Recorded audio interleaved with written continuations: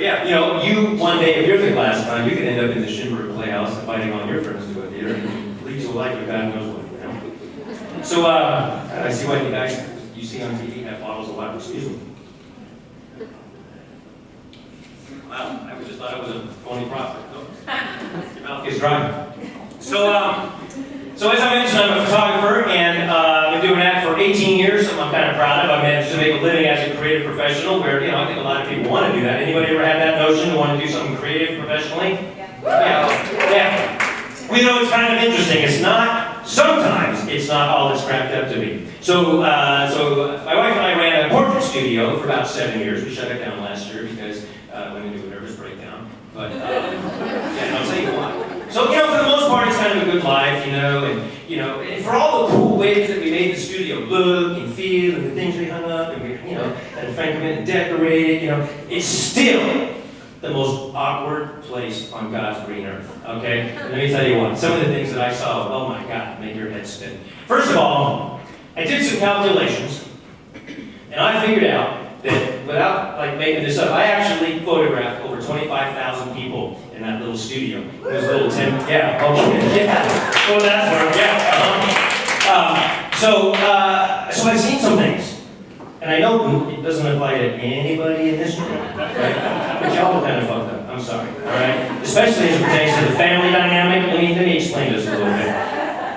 So I've seen some stuff, all right? So here's kind of the typical scenario. It's a Saturday, 11 o'clock, and here comes the family of 4. She's 30, he's 32. We got the 2-year-old, we got the 4-month-old. They're all equipped. I'm all back. Here we go. They all got the jeans on and the white shirts because they want that cool little portrait hanging over the fireplace that they've always wanted all their lives. So yeah, they come in, and the first thing I notice across the board is Dad is fucking pissed. All right?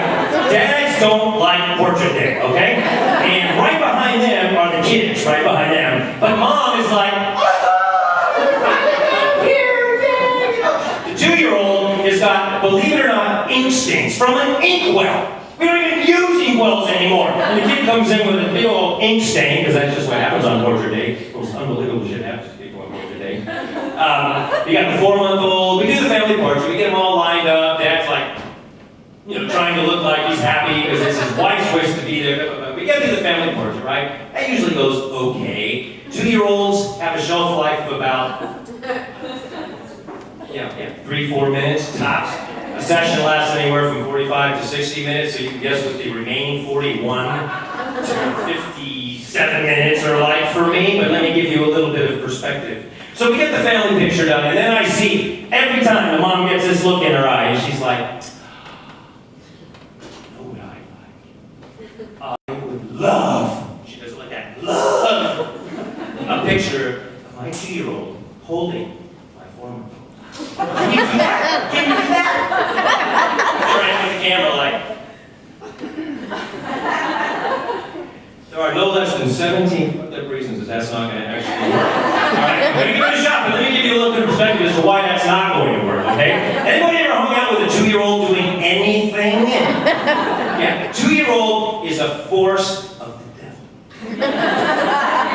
Sent only to search and destroy anything in its path, to absolutely defy any instruction administered to it by anybody, including Mr. Cool, Fun Photographer guy, right? Furthermore, your 4-month-old, for all intents and purposes, is an invertebrate. It's a mollusk that has the ability to do nothing except this. And then you push the head over and it goes like this. So I'm good. Let's give it a shot, right? Let's give it a shot. We put the little 2-year-old there, and already he's going, bam, bam, bam, bam, bam. With my lights and my light stands and all that stuff. All right, so I'm going to try and ingratiate myself to the little guy. I'm like, hey, little brother, what's your name? Bob. You made that up, didn't you? I'm the last guy named Bob. I know it is a fact. Anyway, so yeah, he's, you know, that's basically what any 2-year-old would do. And the second the parents aren't looking, he you know, that's what 2-year-olds do to 4-months-olds. So absolutely impossible. This was 7 years of my life every Saturday trying to figure out the impossible. So you can start to get a little bit of perspective why I moved on to commercial work, which is adults being adults. Although they kind of act like 2-year-olds sometimes. Then there's the high school seniors. I shot about 3,000 high school seniors in the time that we had our photo studio done. And here's kind of the typical scenario for a high school senior. You know, it was the blonde cheerleader, right? She's gorgeous. Just, I mean, girls these days, what are they feeding these chicks? You know what I mean? 17 and a half years old, and she looks like she just walked out of a Playboy spread, you know? I don't even mind, you know, there's that to deal with, right? That's not right, you know? Trying not to like, holy shit, girl, you know, like,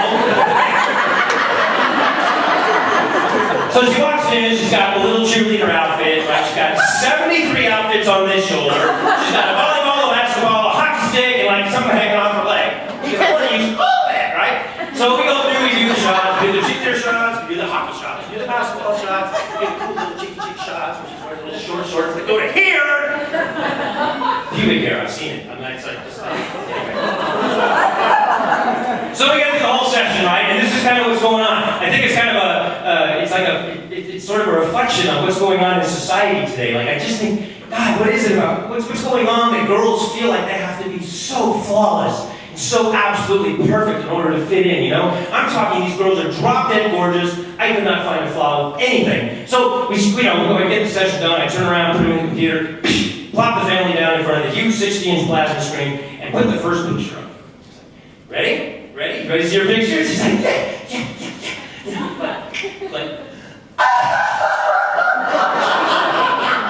Mom, I hate it. I'm like, are you kidding me? Look at that. This is the most beautiful photograph I've ever created, the most beautiful human being I've ever seen. And I'm like, Sugar, God, you know, I'm sorry you're so upset. What's wrong with the picture? And she's like, my nose! Like, what? Your nose is perfect. It's like an art piece. Like, it's crooked! She's hugging on her mom. She's in the embryo position. It's just, God, so I did what any, like, you know, kind of on-my photographer would do. I went and got a ruler, a protractor, and a magnifying glass.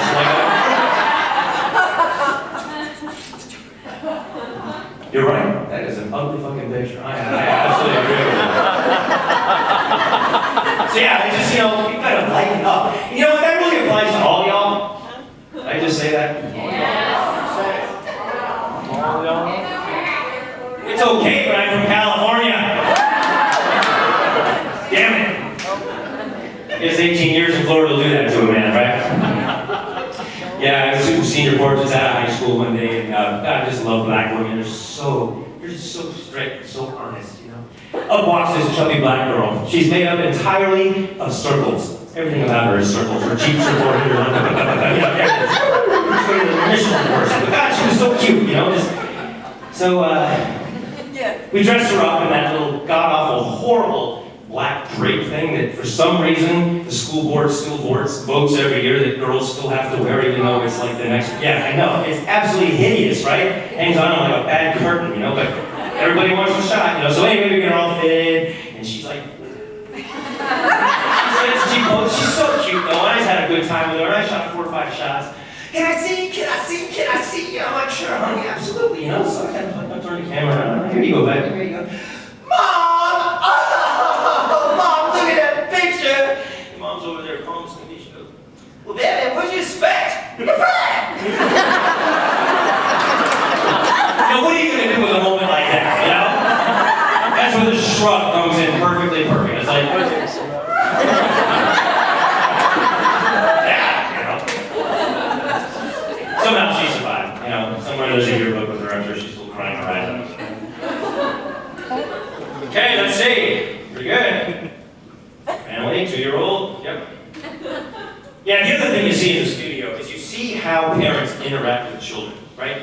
You ever try to bribe your kids with something, you know, in the moment? You want them to do what you want them to do, and the only way to get them to do it is if you offer some incredible payoff, right? Something that's actually going to trump the behavior that they're exhibiting in the moment, right?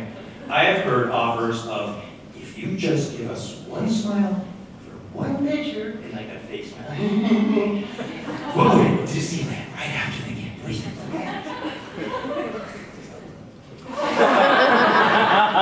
You know, the best was violence. Because nothing softens up a 2-year-old like the threat of bodily harm, you know? And usually that's when the dad actually kind of perks up, right?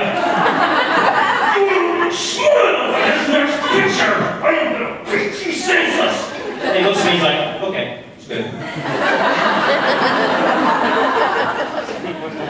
Beautiful.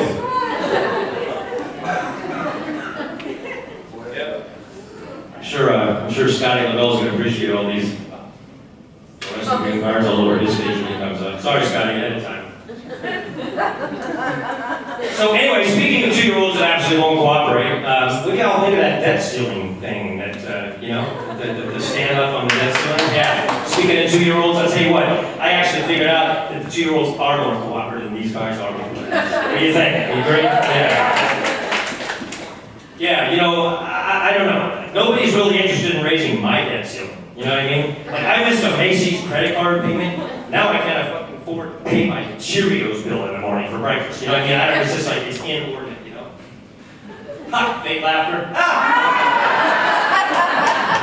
Yeah, it's like, why I'm using the cards, I'm kind of scattered. I'm a little forgetful, It's kind of a right brain thing, creative person type, Like, I'll set off to do some incredible home improvement task, like go change a light bulb, right? So off I go with a light bulb in hand and a ladder over this shoulder, right? And no less than 90 seconds later, I end up in the backyard wearing a pair of underwear, nothing else, holding like a thing of cottage cheese, a screwdriver, and a word search puzzle book going, how the fuck did I get here?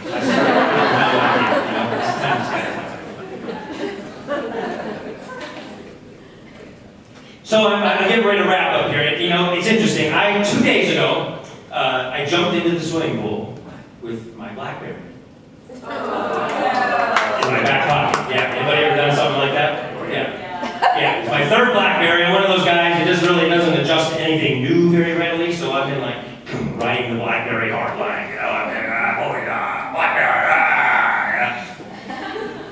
So anyway, Jimmy's had an iPhone for the last couple of years, and I hate iPhones. But something interesting happened at the AT&T store. I was like, okay, give me an iPhone. Something happens. Something happens when you take an iPhone. Your entire life changes. I'm not even kidding. The next place I went after I went and bought my iPhone was Publix. People treated me differently. It was like I had just had some incredible breakthrough that they were aware of that I wasn't. People are high-five. I didn't even know my iPhone's in the back pocket. I mean, it was just people treated different, And so far, I am massively impressed. I bought no less than 64 apps in 2 days, right? You engage in the stars with one of those things. I'm like, what? It's amazing. And get this, there's an app you can buy. Some of you may know this, right? It's a foreign language translation app. It's like $3, right? It's $3. Here's how it works. You dial up the language of your choice. Thai. Okay? So you're in a taxi cab in Thailand, right?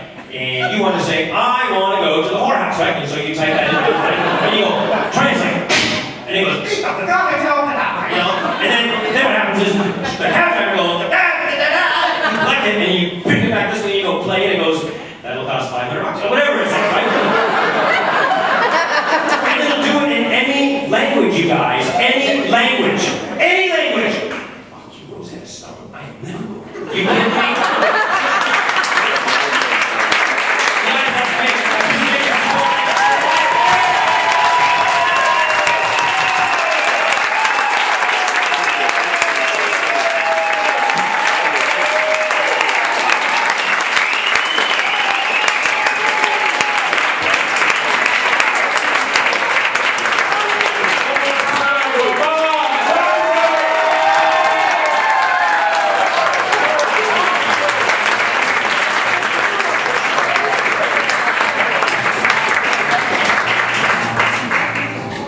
Something here, because we didn't have some of the people on this wall come over here on this wall.